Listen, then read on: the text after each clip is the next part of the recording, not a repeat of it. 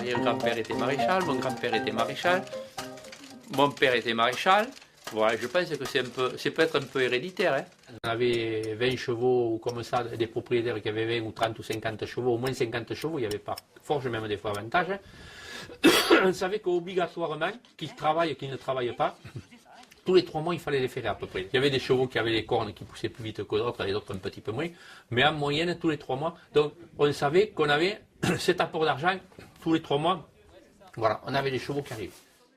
On se retrouvait des soirs jusqu'à 15 personnes. Et ici, les habitués, chacun avait son siège. Ça, c'était Christophe, le père Janine. Ça, c'était les écombescures qui se mettaient là. Et là-bas, c'était François Cortés. Et puis après, les autres, ils se mettaient debout, ils attendaient, et ils discutaient. On lançait aussi des canulars qui partaient dans le village. Hein. Ça s'est dit chez Ouyou à la forge. Ça s'est dit à la forge. Et que puis des fois, j'ai eu des problèmes avec des clients, ou des gens, quoi. Ça s'est dit à la forge, ça s'est dit, mais c'est pas moi qui l'ai dit. Et même moi, je sais que chez mon grand-père, là-bas, il y en a qui s'y sont battus. Même. Quand les chevaux ont disparu, que j'ai acheté les tracteurs, j'ai eu du travail qui est réduit.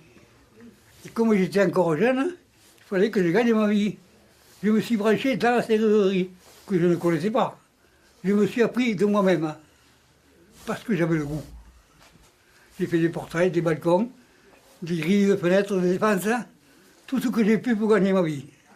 Et ça, je ne regrette pas. Parce que chez nous, on avait 3 maréchaux ferrants et on avait 3 serruriers. Une conclusion, à quoi il n'y a plus personne. Mais c'était vivant. C'était le cœur du village, c'était vivant. Je trouvais que c'était cordial, vraiment la vie du village, quoi. On pouvait parler de vie du village. Hein.